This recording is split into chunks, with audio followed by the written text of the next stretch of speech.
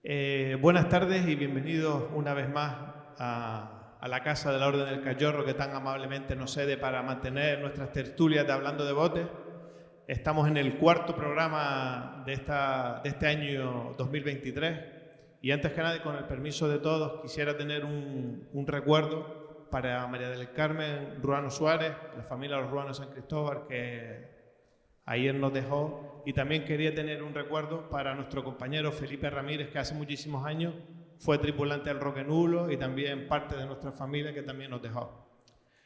Y nada, sin más dilación, porque ya ven que tenemos una muy nutrida mesa de invitados y además interesantes, como todos, pero esta vez pues queremos un poco recordar aquellos botes. Estamos en el programa número 4 y yo creo que no está nada mal recordar botes como el Perico, como el Asticán, y quién mejor que estos invitados que nos acompañan, ¿no, Juan? Para hablar un poco de... Sí, entre otras cosas, buenas noches a todos. Entre otras cosas, sí, para hablar de botes históricos, ¿no? Que todavía no lo hemos hecho aquí. Y independientemente después también hablar de los invitados de hoy y de la actualidad de estos, ¿no? Bueno, el tema de esta, digamos, de esta reunión de hoy, pues comienza pues hace unos 40 años, casi 40 años, ¿no? Y es como dije el otro día, la última tertulia que hubo, un poco contando la historia del Asticán, que es una historia corta, porque el Asticán sabe navegar por primera vez en el 83 y termina de navegar su último año en el 87. Pero sí es un bote que marca un antes y un después en la vela latina y dio mucho que hablar por su característica, por su forma de navegar también, pues dio mucho que hablar, ¿no? Entonces, digamos que el primer año lo lleva Santi Ceballos, el segundo año comienza a llevarlo Rosales, que era un tripulante que también fue en el Perico, creo, y después a mitad de temporada Rosales deja de llevar el bote ese año creo que trabucamos unas 14 o 15 veces, trabucamos bastante, y fichamos a Carlos Ceballos, ¿no? Ese año. Y al año siguiente, pues con Carlos Ceballos, el Asticán vuelve a ser campeón de liga, que lo había sido en el 83 con Santi Ceballos. Entonces, en ese año, no sé si es en el 84 o en el 85, Carlos trae al bote 3 o 4 pibes, ¿no? Que él navegaba también, aparte de ser botero, porque es de la familia Ceballos, hijo del gran Chano Ceballos, patrón del Perico siempre. Él navegaba en el Victoria y trae pues al Asticán, al bote, pues 3 o 4 pibes, ¿no? Entre ellos estaba Alejandro Barrera, Daniel Rodríguez y creo que Alberto Vera, Alberto del Cabra, conocido como Alberto del Cabra, ¿no? O sea, y claro, de estos tripulantes, pues sabemos ahora mismo de quién es Alejandro Barrera. Alberto hace años que dejó de navegar, pero también estuvo llevando botes, creo que no sé si estuvo con Alejandro el año que se quedan campeón con el Castillo o algo así. Y después también, y después Santi, Dani y Alejandro, que como está comentando ahora, pues actualmente pues tiene que ver, es un bastante importante en lo que es la latina actual, ¿no? Y con ellos pues vamos a intentar que ellos también digan un poco cómo ha sido su experiencia en ese momento, ¿no? Bueno, buenas tardes a todos, buenas noches. Primero agradecer a la Orden del Cachorro que nos brinde estas instalaciones para hacer este programa y felicitarlos a Roque Nulo y a ustedes por esta dedicación que le hacen a la latina. El alma del equipo en esa época fue Carlos Ceballos. Yo creo que es el que debería empezar un poquito a contar la historia, porque nosotros veníamos del SNAI y éramos sus cachorros, por así decirlo. Fue el que nos enseñó, el que nos puso los truquillos, bueno, un maestro. Bueno, buenas noches, me llamo Carlos Ceballos. Y bueno, sí, en esa época realmente yo la cambiaría un poquito. Alejandro empezó en el Perico, fue tripulante del Perico, siendo niño. Y como todo, pasé yo, pasó Alejandro, pasó Santiago Ceballos, Santi. Pasamos por los sacos del Perico. Y de ahí fue donde salió Alejandro. Dani estuvo en SNAI y era más de la Caravanera, era su zona más, le llamaba más. Pero bueno, yo a Dani le tenía esa cosita también, y como buen caño, y lo presenté también para que fueran a practicar, y así fue. Y de ahí empezaron a impulsarse los dos. El practicar era un poquito nerviosillo, pero nada, le cogieron el truco y bien, bastante bien. Aquí está, o sea, no son muertos ni nada. Bueno, Dani, es que yo me acuerdo de Dani, de verlo de niño, porque era muy amigo bueno, yo lo vi parando con Jorge, que era el hijo de Alfonso, en la playa del Gran Canaria, y lo vi navegando de niño en el Gran Canaria con 14 años, o sea, y lo de Alejandro, lo que iba a comentarlo, ellos comienzan como patrón ahí, pero es verdad que como tripulante ya habían tenido... Sí, Alejandro tenía ya bastante experiencia, o sea, Alejandro, ya te digo, desde niño, pequeñito, bueno, pequeñito no, pero nada fue en el Perico, navegaba en el Perico. Iba un poco siempre en el lastre, iba observando todo, iba cantando, era un poquito el pimpollo, el nuevo, pero que iba abajo en la sala máquina cantando todo. Y la verdad que ya no era un maestro también, cuando salía del túnel sabía pararlo, ahí aprendí yo también muchos trucos de pararlo, arrancarlo. Y esa época fue muy, muy bonita. En esa época navegábamos en el Snai de las canteras, íbamos a campeonatos, etcétera, etcétera, pero la vela latina siempre nos llamaba. Y tuvimos la oportunidad con Carlos y aquí estamos. Bueno, y espérate un segundo. Y también decir que Dani, bueno, empezó en el bote, en el Asticam, pero Dani lo que tiene es que Alejandro es más picaresco y Dani es más estudioso. Y Dani se queda con todo. Y en poco tiempo ya, pues nada, todo lo apunta, todo lo sabe, pues, y eso se nota a la larga. También ya se hizo un patrón, y aparte de patrón, preparado y todo, igual que Alejandro. Alejandro es que tenía de cuna el Perico y ya sabía hasta preparar un bote prácticamente. Bueno, y Armando, que era tripulante de Asticam, que hablamos de los patrones, que llegan a ser patrones, pero Armando, que era tripulante de Asticam, pero que venía del Perico también, ¿no? Que como dijo el otro día, del Perico sí, toda Armando. la vida. Y digamos también del Perico como bote peculiar, porque estamos hablando de dos botes que son bastante peculiares y bastante delicados a la hora de llevar. Yo hay dos cosas que me acuerdo, antes incluso de llegar a Asticam, desde que era un niño, y es que el Perico creo que le decían la cuña, algo así, era un bote bastante... El bombillo. El bombillo. Y claro, el bote, a mí siempre me llamaba la atención de niño que en el bote iban a murar, por lo menos a principios de los 70, me acuerdo, iban con tres. Iban uno a coger el cuartel, uno a murar adelante y otro amarraba por debajo de las piernas del que iba a murar. O sea, no lo hacía ningún otro bote sino el Perico. Y claro, son detalles que después se fue perdiendo, pero era algo que hacía, que después había otra cosa que me llamaba la atención. Yo he dicho aquí en esta tertulia, he dicho que cuando hablamos de mureros, que ha sido siempre de niño mi pasión. Cuando la gente, los chiquillos, hablamos de los patrones, hablamos de tal, pues yo era de los que hablaba de mureros, ¿no? Y me arrimaba a los mureros. Era un puesto que lo veía como algo grande, ¿no? El Perón, Arístides, esta gente. Después tú tenías tus propios mureros que te gustaban y se iban haciendo tuyos.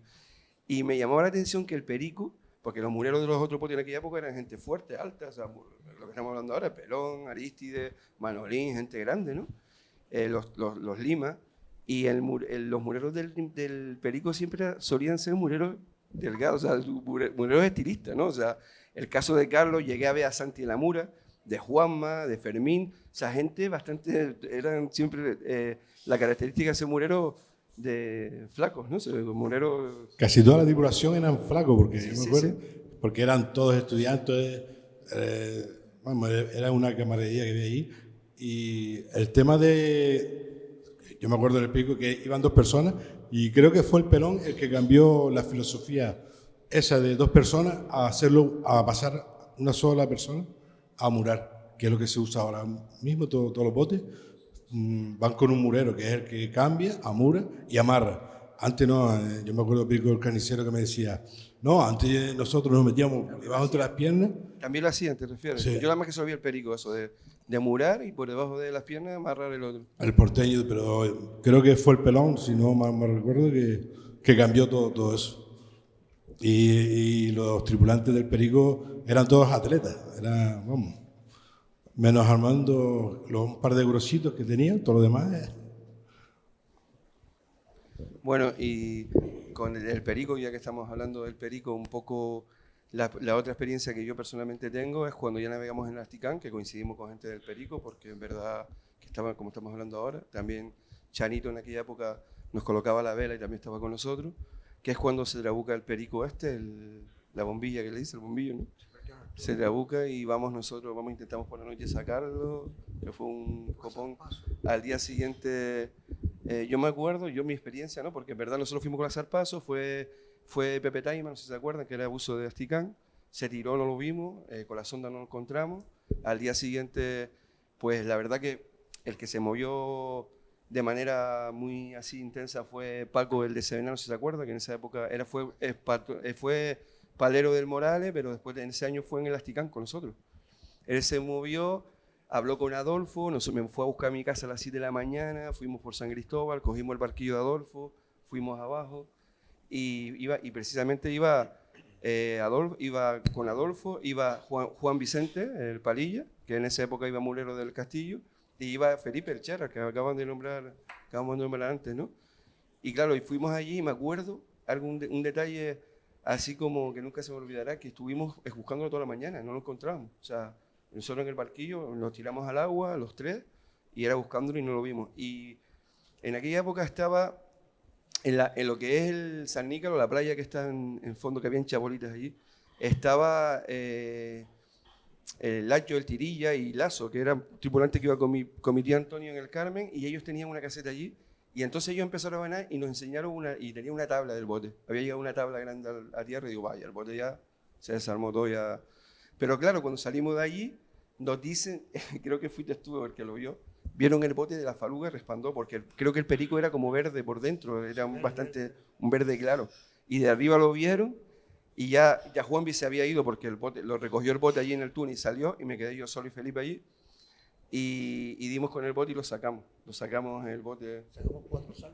Sacamos 4 sacos. La verdad que estaba bastante profundo. Felipe no llegaba. Yo en esa época estaba en forma también. Un poco había que decirlo. Me acuerdo que no sé, que tú, cuando salí me viste, me reventé la nariz y todo.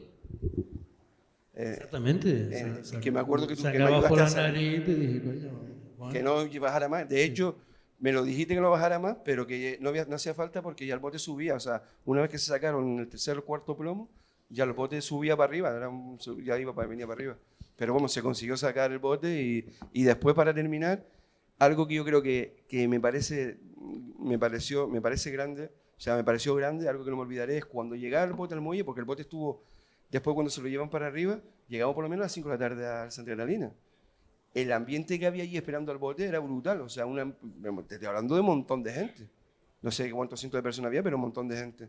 Y la verdad que cuando se ve el bote, que sale, lo sacamos, lo metemos en la anguila, sale, y se ve como el bote está roto por un lado, aquello fue un funeral, o sea, aquello fue un funeral como si se hubiera muerto alguien, o sea, algo espectacular, ¿no? Y es algo que quiero compartir porque es así, de las cosas que realmente era como un sentimiento, ¿no? Me llamó la atención cuando estabas comentando que a ustedes estaban en el SNAI, eso me interesa mucho, que la vela latina les atraía, como que, ¿por qué? ¿Cuál era el encanto que tenían los botes o qué era lo que les movía? Bueno, prácticamente era un barco tan grande que nosotros navegamos en barcos pequeños en Optimis, en Europa, en SNAI, y la camaradería que había entre las tripulantes, cada vez que ibas allí, la verdad que es una forma de vivir, como decía yo, la tradición después, uno como táctico, como preparador, siempre me apasionaba cómo camina esto, la preparación. Me acuerdo de ir con Chanito y Carlos a la piscina a tender la vela, a ver las costuras, a rectificar la curva. Después la llevábamos la vela a Mariquita, a relingarla. O sea, Era una pasión que se vivía por ese deporte. Y yo creo que eso es un poco lo que nos contagió Carlos. Y bueno, ya Daniel venía con esa pasión antes de empezar las canteras con los Snipes. Y nos enganchó, bueno, a mí me enganchó. El programa pasado, Armando, estabas comentando, y me gustaría que ahora que lo tenemos aquí presente, en cuerpo presente, hablabas verdaderas maravillas de Carlos. Yo a Carlos nunca lo he visto navegar, o no lo recuerdo por lo menos, y me llama mucho la atención. Primero te quiero preguntar por eso, pero te quería preguntar después, cuando él terminara, ¿por qué no estás tan cerca ahora de los botes? ¿O qué es lo que te... si se puede contar? Cuando termine, te va a dar unos piropos. Yo es que he navegado con buenos patrones, la verdad que he tenido suerte, que navegué con mi tío Jan, con Santi y con Carlos, con Alejandro y Daniel cuando empezaban. Y la verdad he visto buenas cañas, ¿no? Carlos lo que tiene es que es un hombre, no sé, lo lleva en la mano. Él siente el timón, siente, no sé, el cielo te le habla, es algo extraño.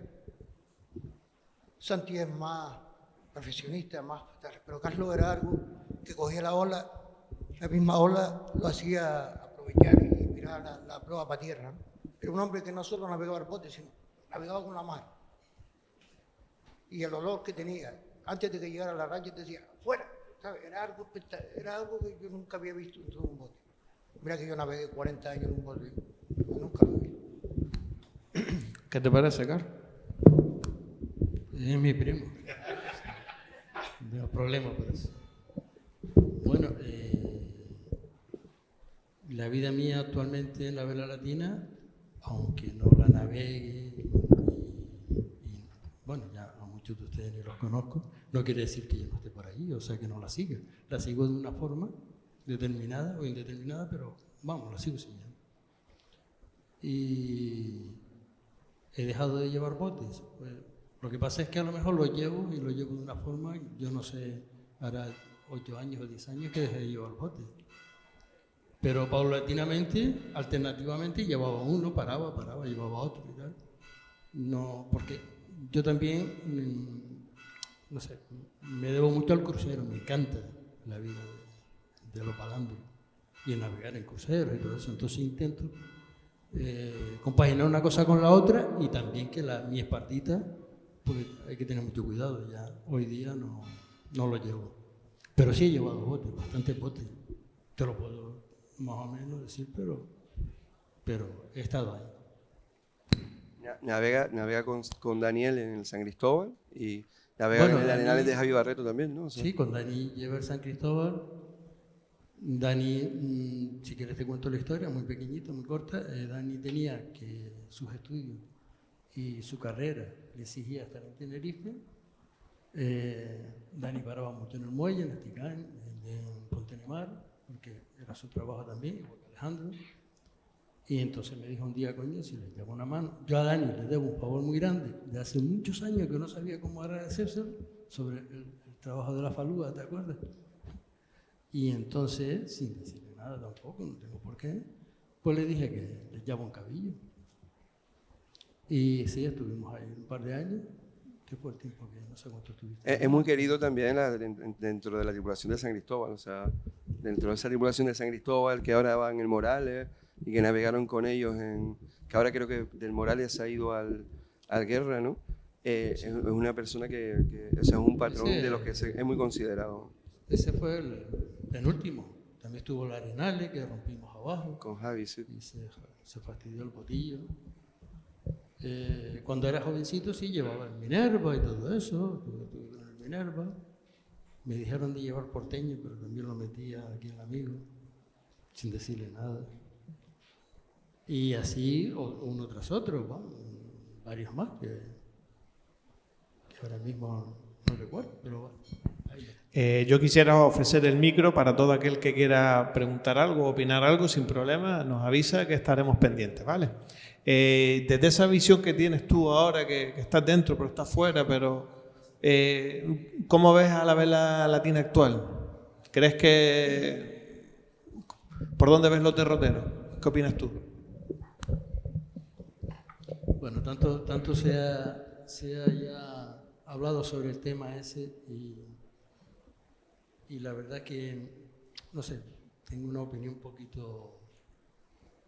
No lo veo muy claro, lo que es la Vela Latina actual y la forma de que se lleva y la forma en que el mundo está cambiando, vamos, y la Vela Latina es un deporte totalmente autónomo de aquí, o sea, autóctono. O sea, en la otra isla está el barquillo, que está más compaginado.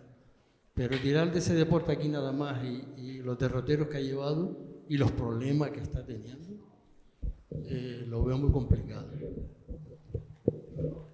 Yo creo que la directiva que está, yo conozco a Salón personalmente, conozco a Alejandro y también conozco a Iván, que estuvo conmigo en el San Cristóbal, y son gente luchadora, son gente que yo pienso que han intentado lo indecible por intentar sacar esta flota.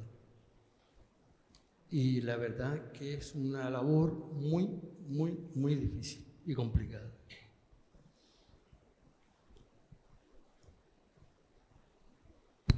No sé, Dani, hoy estás callado. No, Dani. Dilo, él cuando empieza, estaba comentando antes fuera, la primera regata que lleva el Asticán, di lo que te pasa. Ah, sí. Bueno, una anécdota que la primera regata que llevé elástica, nada, pues me llamaron y tal, en un concurso, un día de viento de tierra.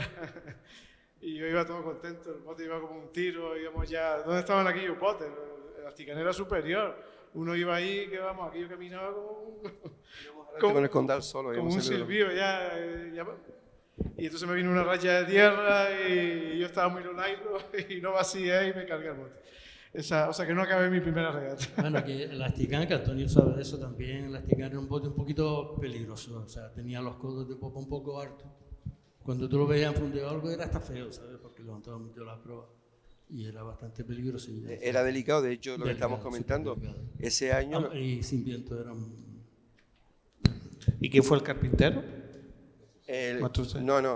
No. Fueron ingenieros de Fue Asticán. Eusebio y Las después- plantillas no, de Eusebio, Estaban la gente de Asticán. echándole la fueron mano. ingenieros de Asticán, Pero- siempre hubo el rollo de que el Exacto. bote la había hecho ingeniero de Asticán, pero que las plantillas eran de Mastrusevio. Eso siempre fue lo que escuché yo. ¿eh? Sí, sí. Yo- Eusebio allí también. Yo no sé si... Asticán tenía su propio carpintero. Porque, pero también he oído otra versión sobre las plantillas, pero que lo hace ingeniero de Asticán, sí es lo que yo había oído, no sé. Tú, Antonio. Estaba usted haciendo el arenal y el guay. Y entonces Negrín iba por ahí por el bar adentro. Hombre, baje el ojo. Entonces Eusebio dice, bueno, si ustedes ahí tienen carpintero, yo te dejo las plantillas y ustedes lo hacen allí. Entonces no le salí. Entonces Eusebio fue, montó las cuadernas, montó tal, y después fueron los de Asticán, los carpinteros de Asticán los que terminaron el bote.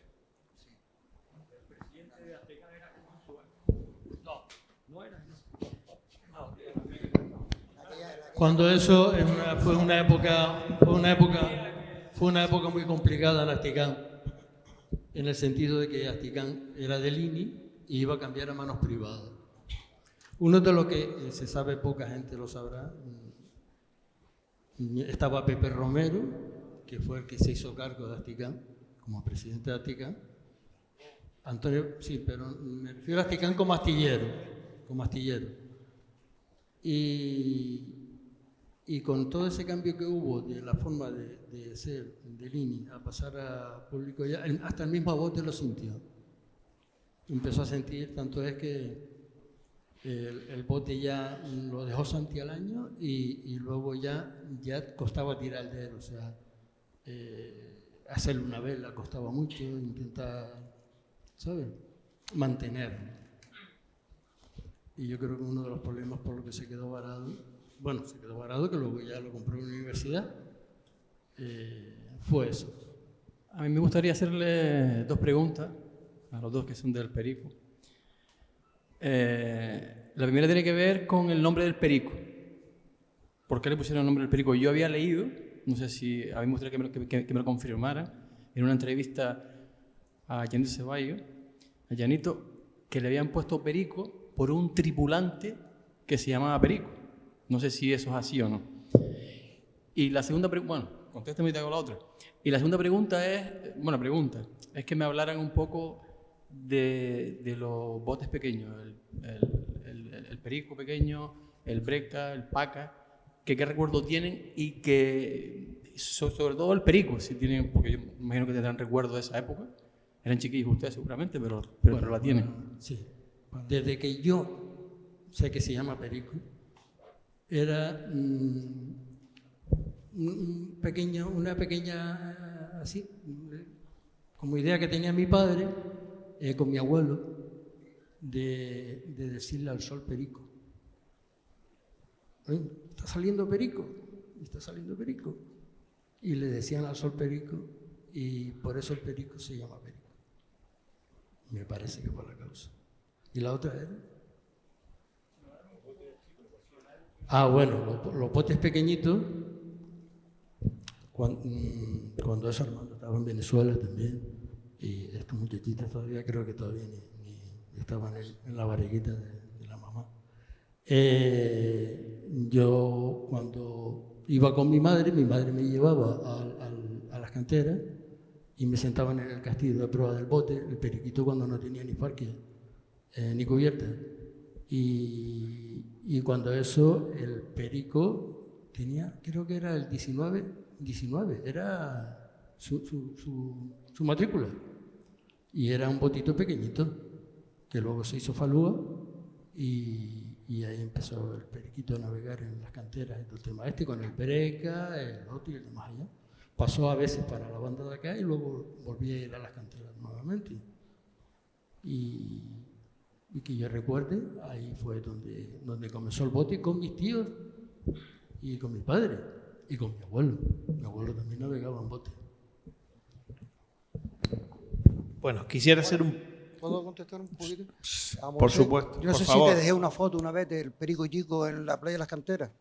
Sí, ahí sale la madre de Carlos, sale mi hermana en brazos, que es la más vieja de todos nosotros, y era un bebé. Y bueno, yo el recuerdo que tengo del Perico Chico, más bien fue cuando la falúa. La convertimos en falúa, que por cierto, perdonando, le decíamos la chocha. Le decíamos la chocha, es mi tío Miguelín, el negro. Y empezó navegando, ten en cuenta que empezó mi abuelo de Padrón, el padre de Carlos, mi tío Santiago, el padre de Santi. Creo que hay una foto que también te la dejé, que estaba el padre Santi, Chano, Juan Manuel, que era un niño. Juan Manuel tenía 14, 15 años cuando empezó el Perico Chico en la playa. El que después llevó el Perico, mi tío Juan Manuel. Y mi abuelo. Así empezó lo que era el Perico en la playa de las Canteras, ¿no? Después, como dice, lo convirtieron en faluga y estuvo incluso, era el auxiliar del Perico muchos años. Tuvo muchos años de auxiliar. Pero, pues aprovecho, Armando, porque tú sabes que esto aquí viene mucha gente a oírnos en directo, pero hay mucha gente que nos sigue a través de las redes. Y el otro día recibimos un comentario hablando de las canteras de un tripulante que muchos conocen, San Il Choi, pero por el nombre de guerra, por Franco, y nos dejó un comentario en internet que a él le parecía que una forma de promocionar un poco la vela latina y que la gente se acercara y poder enganchar un poco de gente era hacer, o durante la temporada, 2 o 3 regatas por la parte de las canteras. ¿Qué opinión les merece a ustedes? Hombre, ya se intentó años atrás, se ha hecho varias veces. El problema de las canteras es que no hay calado, entonces había que quitar la orza, salir fuera, después tenían que venir los auxiliares por fuera, por dar la vuelta a la isleta. La verdad que era bonito ver la imagen esa de los botes de las canteras, pero actualmente las condiciones que tiene con la barra, etcétera, es muy complicado. Además, los botes después se destrozaban por el fondo, la grúa había que hacer esperar a la marea, complicado, pero fue muy bonito, la verdad que fue momentos muy, muy bonitos. Y recordando lo anterior, yo me acuerdo los sábados, cuando terminamos la regata de SNAI, todos los patrones, Armando, Juan Guerra, César, Pedro Tavares, todos se reunían y después acababan todos en los botes. Y Moisés, hablando sobre eso también, claro, es que navegábamos en las canteras cuando yo era pequeñito, pero los botes no tenían orza. Los botitos pequeñitos, los primeros, no tenían orza. La cosa de la orza fue a llevarse, vamos, cuando ya pasaron ya al túnel y todo eso, con los botes ya un poquito más grandes. ¿Ya? Perfecto. Hombre, es por dar respuesta a esa inquietud. Exacto. O sea, de este hombre que nos los pregunta. botes paraban en Parales, en la playa de la Cantera, o en el Confital. Navegamos allí, si no me recuerdo, navegamos sin Orsa, ¿no fue? Y ya que estamos, quiero hacer una pregunta, porque estas últimas semanas hemos tenido la mayoría de los clubes reuniones personales con algún miembro de la junta directiva, pues para un poco testar cuáles son nuestras inquietudes y presentarnos a ellos pues sus propuestas. Hay una de ellas que a mí me llama mucho la atención, que es la de la salida en línea. Ustedes que tienen una experiencia contrastada, incluso en vela ligera, ¿qué opinión les merece a ustedes la salida en línea? Es decir, todos juntos a estilo barquillo, por decirlo de alguna forma. Para mí, para los botes de velatina, es totalmente una locura. Un bote de velatina no es un barquillo, no es un vela ligera. Y en el túnel con fuerza 4 o 5, controlado un bote de la envergadura que tiene para salir en línea es montar dos boyas, para el que no lo sepa, y salir todos juntos. Y, por decir, M el último. Y yo creo que el sistema, precisamente yo creo que los viejos son sabios por eso, y salían de uno en uno porque cogían el soco de que hay en el túnel, te asocabas ahí, soltabas vela, intentabas soltar, y después poco a poco capeabas hasta que llegabas a la boya y montabas. Montar una regata en línea tendría que haber Forza 2 y no sé cuántas veces tenemos Forza 2. Y es seguir en la línea de seguir cambiando y no respetar el arraigo de los botes. Es que claro, eso, y Dani también estará de acuerdo, en que la vela latina, si estuviera en mi mano, que no lo está, yo hubiera rectificado otra vez el reglamento de la vela latina. O sea, no cambiar la vela latina, en ninguno de los aspectos. O tira para adelante como es, o se va todo al traste. Pero si quieres cambiarla, métete en otra clase. Hay un montón de clases. Es que estás convirtiendo la vela latina en una clase de vela más. O sea, le estás quitando... No se puede, porque si no pierde su prestigio, lo que es, para lo que fue hecha y fundada. Exacto. Y es una pena porque eso lo hacemos todos. Todos sabemos hacer, ponerle carbono a un palo, ponerle esto al otro, o quitar la madera y tal. ¿No? Bueno, yo ahora entiendo la pregunta que hizo Fernando el otro día aquí, que hizo esa pregunta, ¿no? Que dijo que qué nos parecía que los botes salieran en línea. La verdad es que a mí yo no lo veo. O sea, no lo veo, como están comentando ustedes, no lo veo. Pero que creo que perjudica o que tenemos que ser conscientes, en mi opinión, sigo pensando en la misma línea, que tenemos que ser conscientes que esto ha cambiado mucho y que estamos convirtiendo la vela latina, lo que son los botes de vela latina de siempre, en otra cosa.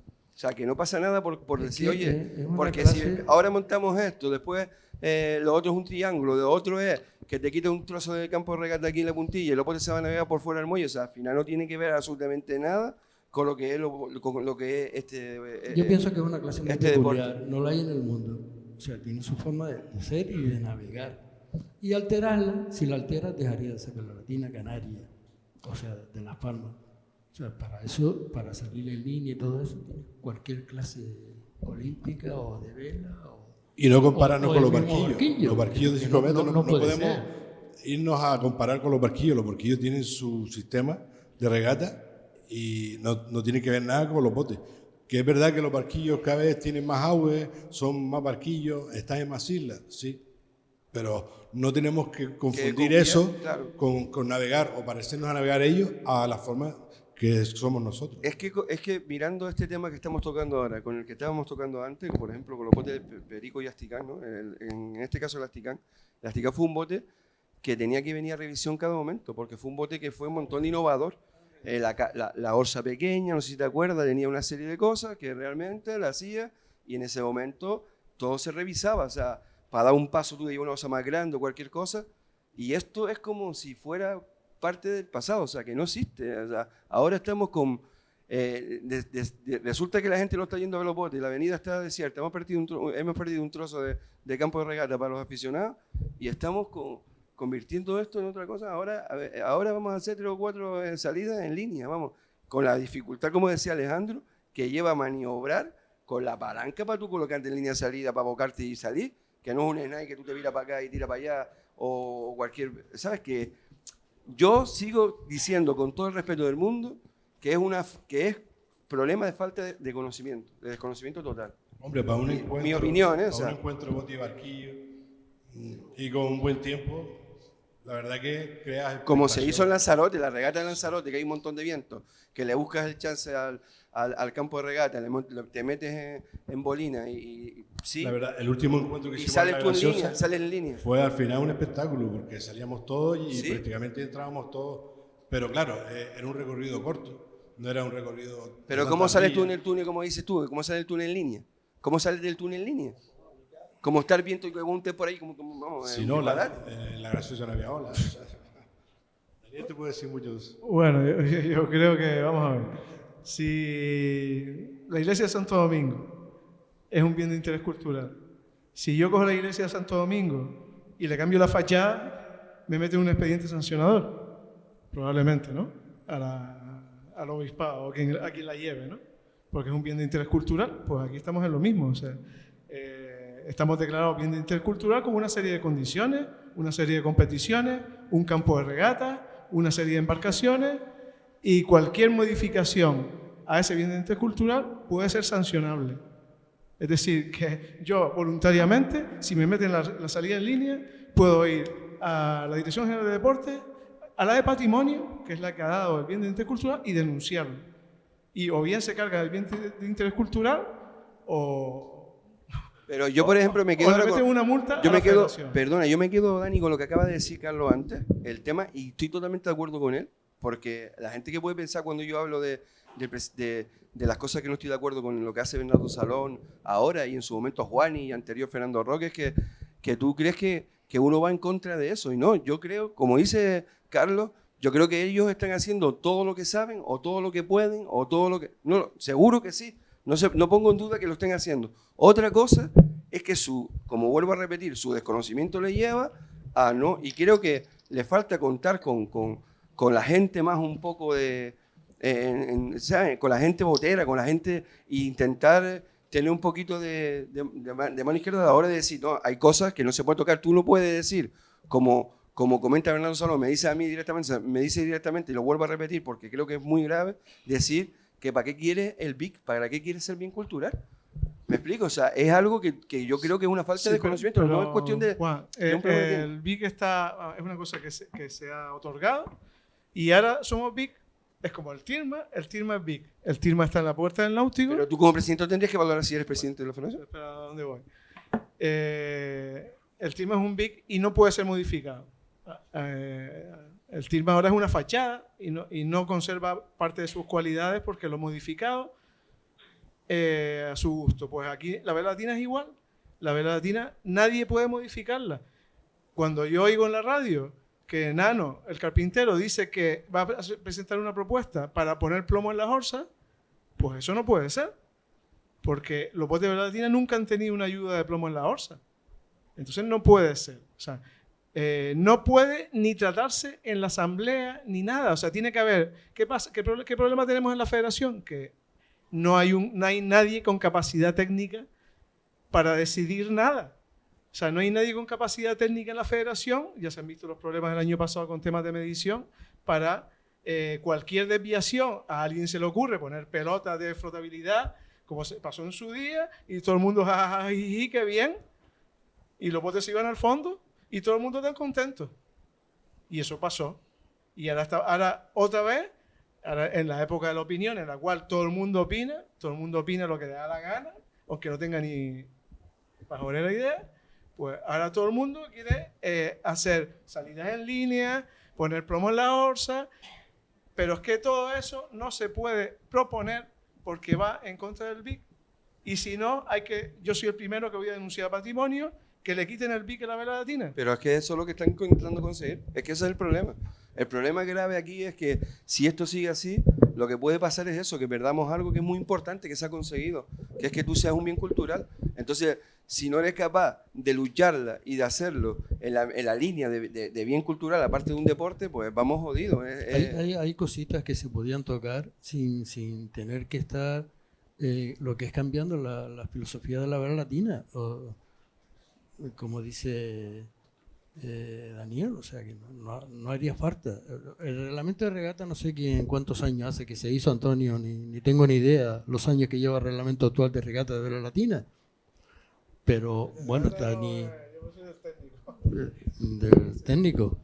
Pero bueno, yo creo que partiendo de la misma vela latina, hay detallitos que a lo mejor harían más peculiar o igualaría más a la flota que estar haciendo todo esto. Como decir, oiga, que la vela latina no es rica, no se fundamenta en barcos cruceros de vela, son barquitos de dueños prácticamente y de poca gente que son los que mueven los botes. ¿A qué viene eso de tener 4 modalidades de vela, 4 palancas, 4 palos, 4 velas? Cuando el bote que va al túnel contigo, la mitad de la flota no tiene ni para comprar una, o prácticamente una. ¿Por qué no coges el reglamento de regata y limitas la cantidad de velas? El palo de carbono, muy bien, porque ya los palos son muy difíciles bueno, tú eres carpintero, lo sabes, son muy complicados de buscar, las palancas también. Pero limitar e intentar igualar a la flota, que si yo voy en el Minerva y un día me llama la atención ir con Dani en el Roque Nublo porque me gusta Dani, sé que con Dani a lo mejor intento ganar o puedo ganar porque voy al túnel en las mismas condiciones que tú en lo que es material, lo que es la vela. O sea, una vela al año sellada con una vela grande y una vela pequeña. Es un ejemplo que pongo, no quiere decir que sea realmente, ¿sabes? Pero y como es otras cositas, en la misma tripulación quizás diga, coño, pues no voy en el guanche porque el guanche tiene esto, pero este también tiene lo mismo y le puede ganar al guanche. A mí tengo más amiguitos allí y voy en aquel. Y la cosa, intentar nivelarlo un poco, porque la vela latina lo que hace, se ha desmadrado. Ahora hay 4 arriba que son intocables y el resto abajo. ¿Sabes? O sea, intentar nivelarla más. Yo estoy de acuerdo con lo que dice Carlos y eso sí entraría dentro de lo que totalmente sería, de acuerdo. No perdería el espíritu de la vela latina, pero bueno, prácticamente es inviable dada la composición de la asamblea. Que esa es la que tiene la culpa de todo, porque aquí todo se aprobó la asamblea. Y que navegan en los botes podrían decir, coño, pues voy en el, ¿cómo le llaman del que dijeron ahora, del carpintero? El bote ese que hay ahora, no. Voy con Nano, aunque Nano no tal, pero como va con unas condiciones, lleva un patrocito más o menos bien, y 5 puntales, que son los que hace falta más o menos para ir a un bote, pues igual se igualaría un poco más la cosa, y irías al túnel. Ahora, voy al túnel con una vela, y resulta que el que voy a navegar con el otro, y el otro tiene 4 juegos de vela, según el viento que hay, la palanca lo mismo y tal. No hay sé, una diferencia importante. Y vamos, bote que no tiene ni 5 puntales. A quien le guste el deporte es importantísimo, porque ahí estás variando y estás abusando. Es como los coches. O sea, y si te rompe una vela y quieres poner otra, igual que hacer, pues se penaliza. No, si se rompe no, perdón. Pero si quieres hacer otra vela, por cualquier circunstancia, pues se te penaliza con cualquier cosa. Ya eso se vería, pero bueno. Yo, para acabar y enlazar con lo anterior y ser un poco pesado y recalcar en lo mismo, voy a poner nada más que un ejemplo del año pasado. Yo salí en una regata el año pasado, que era contra el Porteño, y cuando miro el tiempo estoy penalizado. Y yo digo, coño, ¿y por qué estoy penalizado si había 90 segundos entre regata y regata? Pues a alguien, alguna cabeza, alguna lumbrera de esa, por eso digo de la falta de capacidad técnica de la federación, se le ocurrió que el mismo tiempo entre bote y bote debería ser el mismo tiempo entre regata y regata. Y eso estaba el año pasado, ¿por qué? Para la tele. Pero en realidad tú caes al repente de la regata de adelante enseguida si eres más rápido que la regata anterior. ¿Sí? Entonces es un disparate, uno de tantos disparates que genera la falta de capacidad técnica tanto del comité de regata como iba a decir como el comité de medición, pero es que no existe, o sea, no hay falta de capacidad técnica porque ni existe, o sea, no hay ni un comité de expertos, no hay un comité de expertos, no hay un comité de medición, no hay un comité histórico para definir, o sea, para estudiar la vela latina, es decir, vivimos en una vela latina de ignorante. Me quedo con esas 2 ideas importantísimas, que es respeto al deporte. No son ideas, son ejemplos. Ejemplos, ¿no? Ejemplos, Ideas pero que hay que recoger. como eso se puede aportar un montón de cositas. Pero bueno, sí parece como principios para podernos mover el respeto por el deporte, por la esencia del deporte, e intentar igualar a Claro. los competidores. Claro, porque si tú lo que haces es separar, lo que estás haciendo es hundir. O sea, no estás compitiendo más o menos a un mismo nivel. ¿Sabes?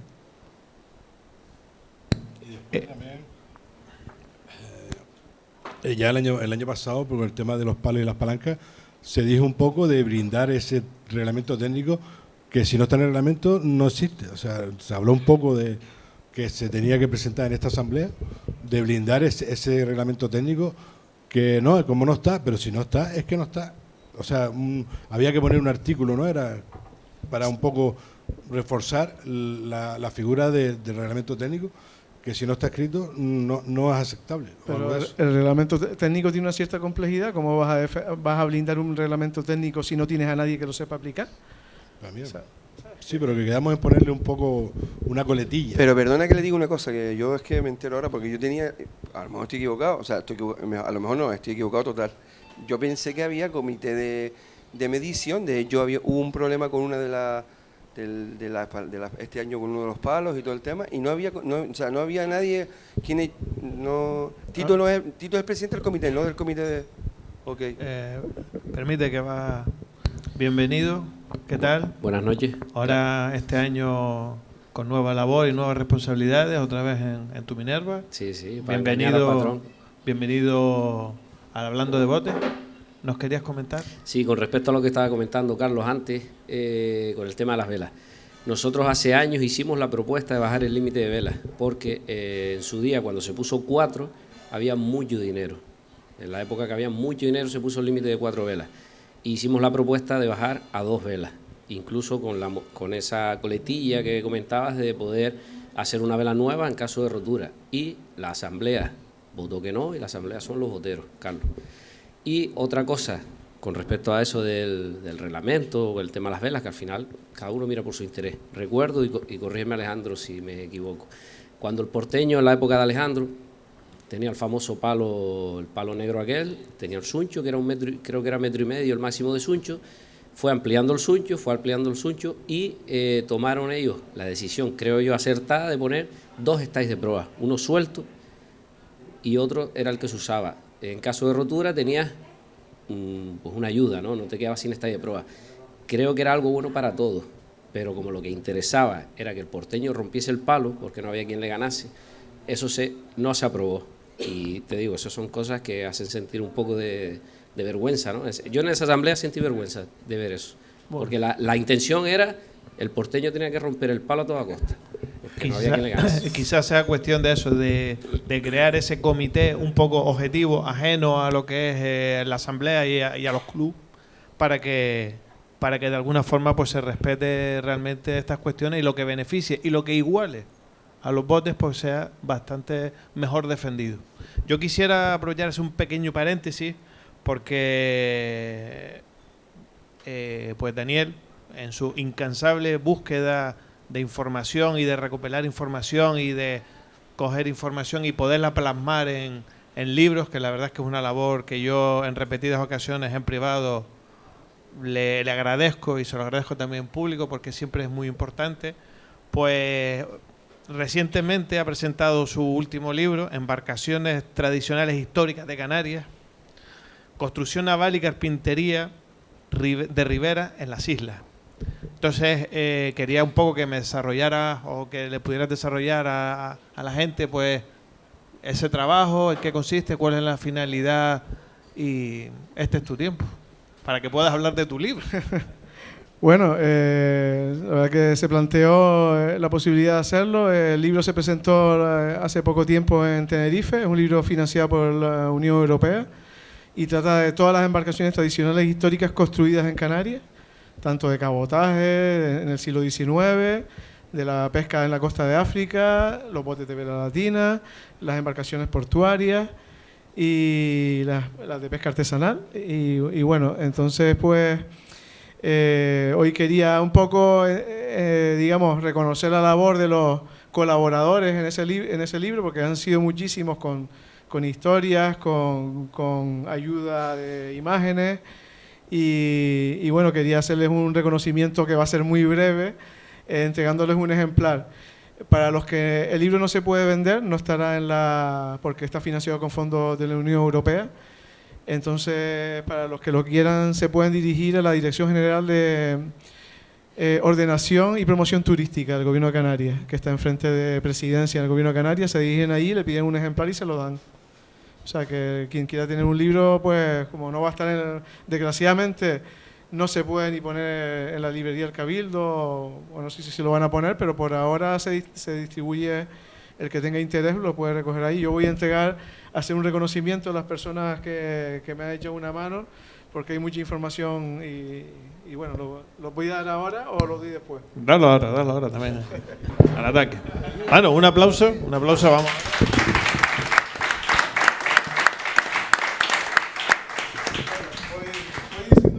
A Alejandro Barrera, que me permitió medir la María Luisa, que es un barco histórico, los pocos que nos quedan, las falúas que nos quedan. Muchas gracias, Daniel. Yo siempre te he admirado, sobre todo por estas cosas, ya cuando estábamos navegando juntos, ya hiciste un libro de tecnificación, de donde llevabas los apuntes de todo, y como buen preparador de botes que eres, gracias. Gracias. Bueno, Carlos y su hermana, son dos, me dejó muchas fotos de lo que estábamos hablando antes, del Paca, del Breca, fotos muy bonitas del perico saliendo por la barra para afuera, sin orza, y que algunas están en el libro, porque no se podían poner todas porque eran muchas, otras serán para futuros libros. Así que bueno, para Carlos, dos libros, y para la hermana, gracias. Que por cierto, ahora que estamos en la Semana del Día de la Mujer, fue la primera tripulante de vela latina de la época de los años 60, ¿no? Su hermana. Sí, fue la primera mujer que fue al túnel. Que fue al túnel, sí, qué cosa. Quisimos que estuviera hoy aquí, pero no pudo porque tenía un compromiso, pero claro, ya la anterior tertulia hablamos de ella como que fue la primera mujer que salió del túnel. Sí. ¿Con nombre y apellido? Que quede constancia. Bueno, para Juan... ¿Claro? No, con nombre y apellido. ¿Cuál es? ¿Cómo se llama ella? Fue fichada, Lidia... Esther Lidia Ceballos González, para que quede constancia de que ella fue la primera. Un fuerte aplauso para Esther Lidia. Claro que sí. Bueno, a Juan Cabrera, dos libros también, para su hermano Alexis, que hace muchos años medimos el poeta Tomás Morales antes de que se lo cargaran. El viejo, el de Juan Suárez, el que estaba ahí cerca de la Casa Amarilla. San Cristóbal después tirado también. El que estuvo y se perdió en San Cristóbal, y que durante esa medición se cayó la escalera y le hizo 2 puntos al hermano en la cabeza. Son cosas que pasan. Bueno, si puede venir por acá Moisés.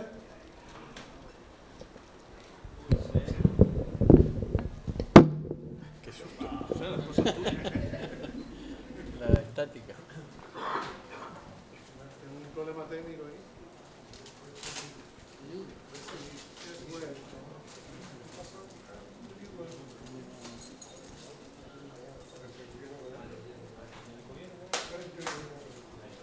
Pues Moisés, gran investigador de los botes de vela latina, que bueno, que me ha aportado mucho. Pues muchas gracias. Pues muchas gracias, Daniel. Ya sabes que hay admiración mutua por estas cosas. Antonio Seco, que son tantas las tertulias que hemos tenido de la historia que, vamos, a Manuel Suárez por sus fotos que algunas integran el libro y que tuvo la cortesía de cedérmelas para... a Israel Cabrera, que bueno, que me dio mucha información, sobre todo de Fuerteventura, porque el libro es de todas las islas. Gracias. Bueno, y este queda, que se lo quería dar a la Orden del Cachorro Canario. Espera un momentito, que nos van a buscar al representante de la Orden, que seguro que van a quedar encantados. Si no, se lo damos al Tini mismo. Un fuerte aplauso al Tini, que nos tiene el chiringuito bien suministrado. Al Tini.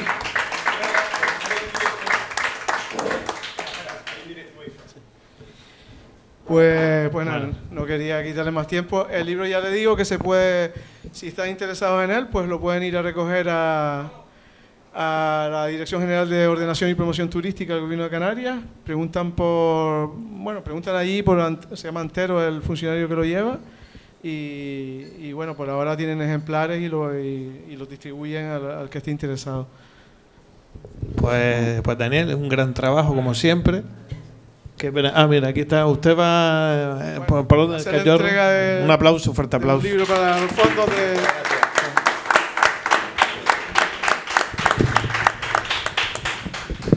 Bueno. Pues Dani, con lo bueno que eres y los nervios que me has hecho coger alguna vez, ¿eh?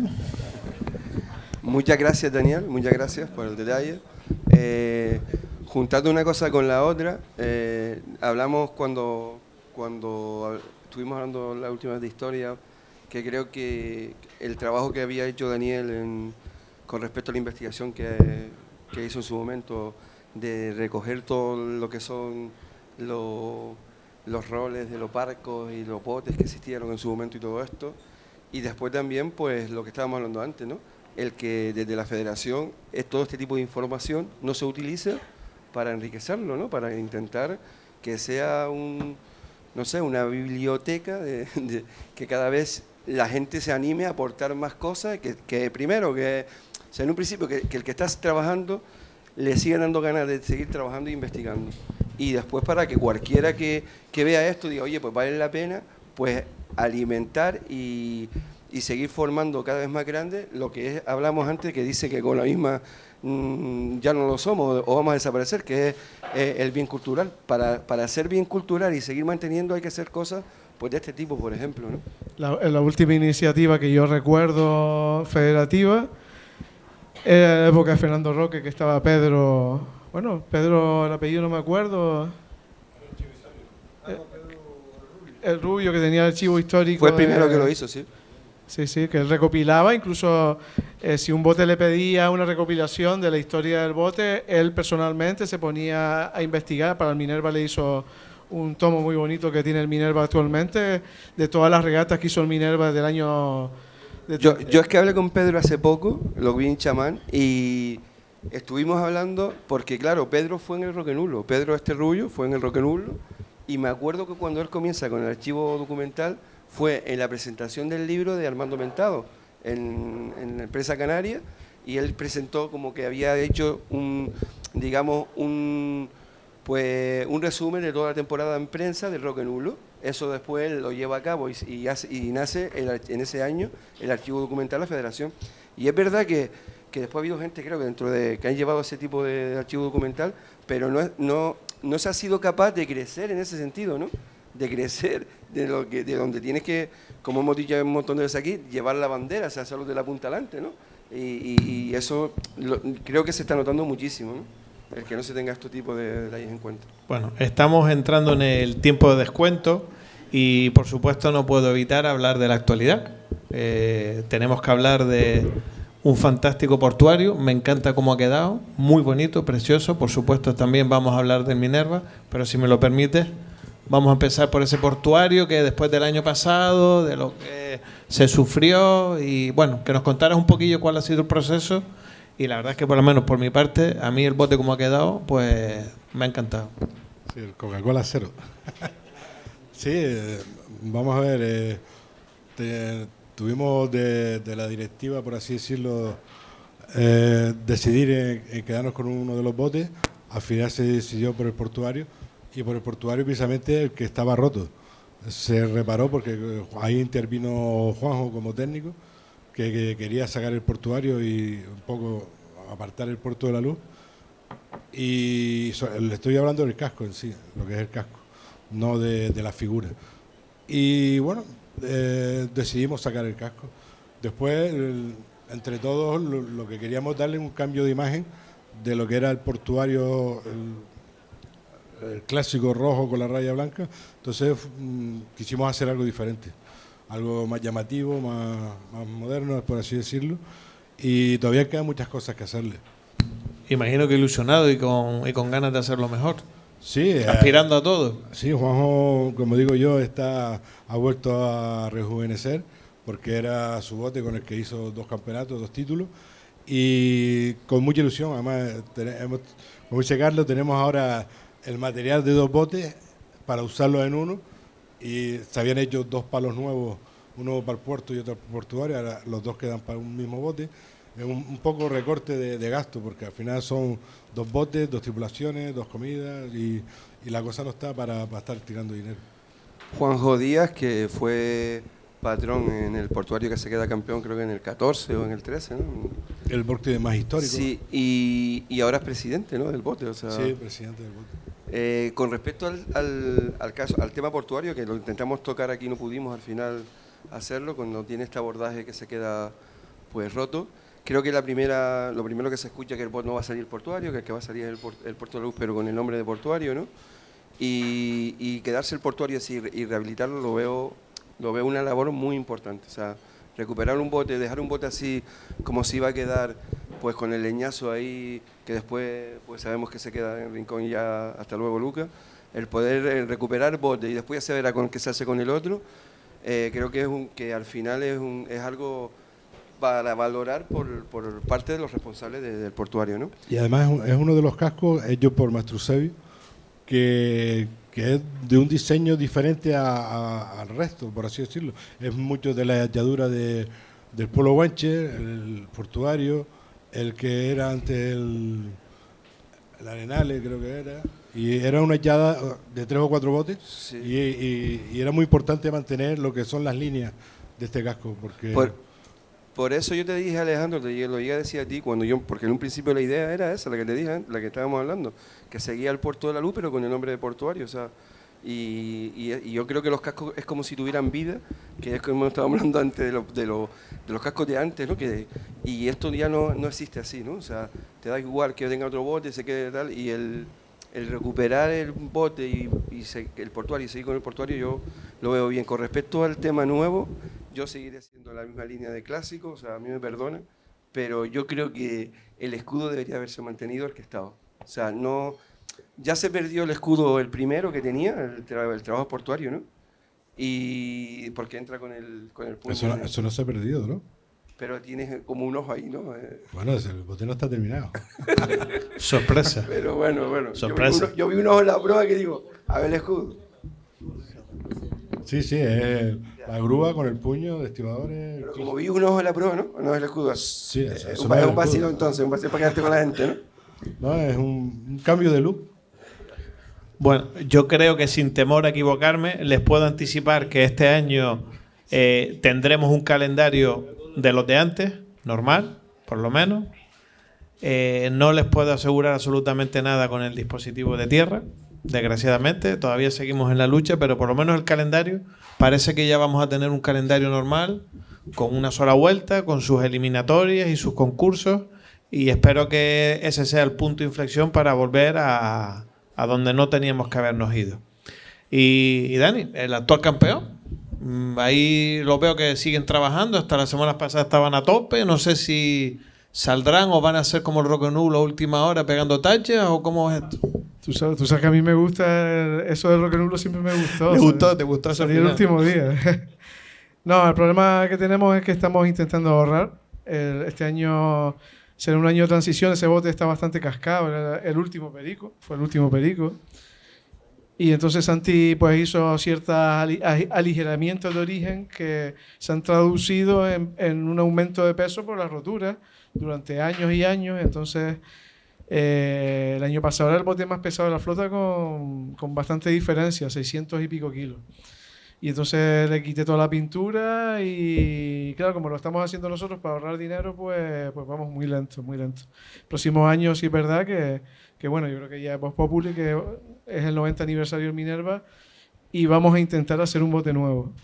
Vamos a intentar hacer un bote nuevo y estamos ya trabajando en ello y ahorrando este año para ver si podemos tener dinero suficiente para hacerlo, porque ya las cosas son carísimas hoy en día, ¿no? ¿Y qué opinión les merece el retomar el calendario? Hombre, volvemos a los orígenes, donde, hombre, lo del playoff está muy bonito, muy eso, pero se perdió un poco la tradición, el vacío que hubo en agosto. En agosto nosotros prácticamente teníamos portadas en los periódicos por los eventos que hacíamos, porque no había baloncesto, no había fútbol, y perder esa oportunidad ante la prensa, que es importante para nuestros patrocinadores, porque esto sabemos que sin patrocinadores y sin dinero esto no camina, pues retomar esa idea de volver a mantener el mes de agosto en competición, yo creo que es muy acertada. Y con respecto al campeonato, yo espero que se vuelva otra vez a lo que es el campeonato puro y duro, y a lo mejor el trofeo Federación, que quiera hacer un playoff, que a lo mejor un playoff con el trofeo Federación puede ser, o con los... Es que todas son las fechas, después alargar el campeonato es más fechas, nos metemos ya en septiembre, calma, es muy complicado. La vela latina tiene su idiosincrasia, y sí, la verdad que con la pandemia fue un espectáculo, fue muy, muy emotivo. Ya el año pasado tuvo sus carencias y tuvimos menos en el agua, o sea, tuvimos mucho menos. El patrocinador, cuando tú hablas con él, le dice tantas regatas, vas a estar y le has quitado de la noche a la mañana prácticamente 2 meses, y sobre todo a los botes por más modestos, por así decirlo. Entonces un bote modesto encima le quitas, se quedan los grandes navegando, patrocinadores para los grandes, y los chicos encima le quitas más. Hay que mirar todo muy bien con lupa y analizarlo. Bueno, yo soy tradicional, a mí me gusta el grupo único. Pena que estemos en un número de botes, porque lo más justo sería hacer 2 vueltas y ya está, y no hacer playoff, pero claro, son muchas fechas, yo entiendo que son demasiadas fechas. Me acuerdo de cuando en el año 98 que gané el campeonato con San Cristóbal, eran 22 botes, creo yo que eran, ¿no? Y claro, éramos 21 pegas y 10 concursos, 31 jornadas, más 5 cajas, eran 36 jornadas o 38 jornadas incluso, ¿no? Pero ahora no se puede hacer eso ya, porque los tiempos han cambiado, la gente no aguanta esas temporadas. Entonces, claro, hacer doble vuelta son 24 jornadas o 22, más los concursos serían 30, y que va, eso hoy en día son muchas jornadas. Yo el tema de volver, pues lo celebro, o sea, es algo que no teníamos que haber perdido, de mi opinión, nunca. O sea, el tema de todos contra todos, ¿no? Es una modalidad que existe desde que prácticamente comienzan los botes, y creo que se debería haber mantenido, un poco por igualarnos a otros deportes, el tema de playoff y eso, pero yo creo que es lo que lleva. Con respecto al tema que hemos hablado hoy aquí bastante también, y que decía Carlos, el tema de la igualdad es muy importante de los botes. Es verdad que ante los botes, pues tenían no solamente el material, sino tenían tripulaciones que le podías hacer frente a los botes de arriba. O sea, tú veías a botes de abajo, el pesicola, cualquier bote que estaba a lo mejor en la cola, y tenía gente que te iba a un bote grande y se lo empaquetaba, porque tenía gente para eso. Y le colocaba la vela ese día, pues Manuel La Fiera o Luis Martínez o cualquiera, y veías una regata pues bastante, digamos, competitiva. Yo lo veo... Eso es un apunte. Sí. Yo no puedo entender cómo hay una federación que tiene 400.000 euros de presupuesto y hay botes que están pasando penurias. Eso no lo puedo entender cuando son nada más que 12 botes. Estoy de acuerdo. Una vela han dado este año, creo, una vela para cada bote. Es que es eso, sí, pero...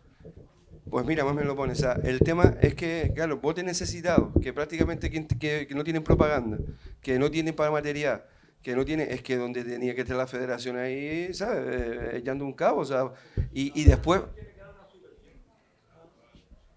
con el tema del dinero, de lo que estábamos hablando, recuperar la política de fichaje. Los tripulantes se están retirando jóvenes, o sea, ya hay escasez de tripulación, y eso se nota, claro. A mí, en la actualidad, yo algo que lo fui a hacer en la otra tertulia, no lo hice, me gustaría hacerlo hoy. Yo me alegro mucho de esta política de fichaje, por ejemplo, que ha tenido el Roque Nulo este año, de ver, por ejemplo, a Vicente yendo otra vez después de 12 años en el bote, o sea, navegando. Tripulantes buenos que han dejado de navegar, este año vuelven a Roque Nulo.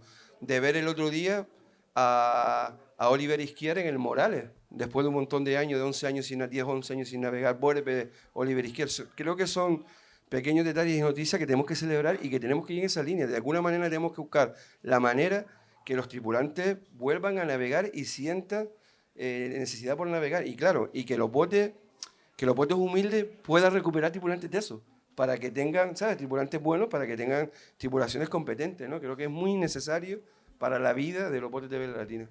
Sí, pero primero ayudarlos a hacer, salir de No, la no, humildad, o sea, intentar... Lo del dinero es total. O sea, aquí hay dos cosas. De hecho, hay una cosa, Carlos, que no me importa decirlo ahora. O sea, el tema de la búsqueda de que esto de ayudar a esto, de aportar, va por ahí. O sea, una de las cosas buenas que ha hecho la Federación, y lo hemos hecho en varias ocasiones también, es el trabajo político que han hecho. O sea, por lo que sea, los políticos se están moviendo a la hora de que haya dinero. O sea, si tiene un presupuesto de 500.000 euros, es porque los políticos se están moviendo. Ahora, el tema es el dinero, cómo se está administrando ese dinero, cómo está yendo, ¿no? Cómo se está, por ejemplo, eso, que haya un bote que no tenga la ayuda que tenga que tener. Y de hecho, la idea es que poco a poco, hablando de botes, podamos, no sé, que también, a lo mejor, si es verdad que es desconocimiento, que hay una capacidad de intentar reconducir cosas que a lo mejor están mal hechas, hacer autocrítica y decir, oye, pues, a lo mejor lo estoy haciendo mal, vamos a intentar escuchar y ir por este lado. Y entre más gente haya, mejor. Es que yo creo que tenemos que luchar en el desacuerdo. Que yo y Alejandro no pensemos lo mismo sobre una cosa no quiere decir que tenemos que trabajar juntos. O sea, o con Dani. O sea, la gente de los botes de vela latina tiene que, independientemente de los pensamientos que tenga, trabajar juntos en la misma línea. Y creo que es muy importante. Y de hecho, la próxima tertulia, ya lo adelanto si quieren, para que lo sepan, la próxima tertulia vamos a tener aquí a Aridane Romero, que creo que es un político que ha aportado y ha ayudado bastante a los botes de vela latina, ¿no? O sea, y intentaremos hablar con él y no sé. Y la idea es buscar soluciones para que esto no se transforme en otra cosa, para mantener lo máximo posible, del máximo arraigo posible de este gran deporte que ha sido siempre los botes de vela latina, ¿no?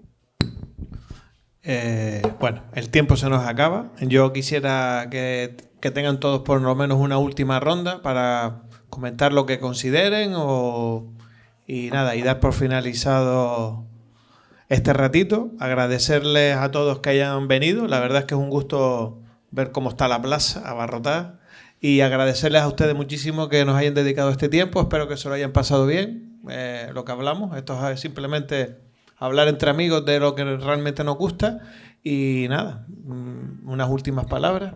Muchas gracias a ustedes y nada, que tiene que haber más botes perico porque la verdad que la auténtica cancha donde se hacían los tripulantes y donde salían todos los tripulantes prácticamente salían del perico. Echamos de menos un bote como el perico. Pues nada, yo agradecer la invitación y dar ánimo sobre todo, a ver si la cosa se aclara un poquito y podemos contar con Vela Latina durante muchos años más, porque nosotros, Antonio, ya vamos ya de marcha atrás. O sea que vamos a ver. Pues nada, muchas gracias. Bueno, yo agradecer la iniciativa del Roque Nublo y que la haya mantenido este año también, que parece que se va sentando la idea y bueno, que a seguir así, siendo un foro alternativo a la Federación. Bueno, yo he intentado dejar el protagonismo a ellos tres, pues yo lo tuve en el programa anterior, y agradecerles porque ellos son los niños. Yo los vi crecer desde 14 años, 15 años. Con he tenido muchas anécdotas de unas buenas trabucadas, una buena mojada, un poco más hoga, pero bueno. Y sobre todo yo lo que entiendo, una cosa que hablamos el otro día, es intentar abrir más el club hacia el pueblo. Parece que está brindado. El Club de Vela Latina, tú llegas al muelle deportivo, parece que te da respeto a entrar. Parece que no es público, que no puedes entrar si quieres. Intentar, no sé si con publicidad o como sea, la manera de que la gente entre dentro de lo que es el muelle deportivo, ver cómo se prepara un bote, cómo se arrancha, cómo se le pone una vela. Eso sería muy bonito si lo lograran. Pero yo puedo dar una lanza a favor de la Federación porque todas las semanas están yendo niños prácticamente colegios diferentes y la verdad que la promoción que se está haciendo en los colegios es muy positiva. Como promoción sí, como estructuración ya hemos dicho que no es tan buena. Pero bueno, en verdad es eso, que se está moviendo bastante con el tema de las escuelas. Ahora dijeron que van por los colegios, pero desde hace muchos años, pero lo que de alguna manera se cuestiona es eso. Para mí para terminar, lo que me gustaría comentar hoy es que eso, que debemos de seguir hablando de botes. Debemos seguir hablando de botes, debemos seguir hablando de la manera que lo estamos haciendo crítica, pero siempre de manera constructiva, y que realmente pues los boteros sigamos en esta línea e intentemos con esto que la vela latina tenga larga vida, ¿no? Porque es verdad que hay algo que me llamó la atención que ya me llamó la atención hace bastantes años en una entrega de trofeos, en la última entrega de trofeos que se hizo, cuando uno de los políticos dice que tenemos una buena salud, ¿no? Que la vela latina goza de una buena salud, y mira cómo estamos hablando, pues eso, intentar pues que la salud sea buena, y una de las cosas que tenemos que mantener para que esa salud se siga manteniendo, o intentar buscar mejor salud, es seguir hablando de botes. Bueno, pues lo dicho, muchísimas gracias a todos y hasta la próxima.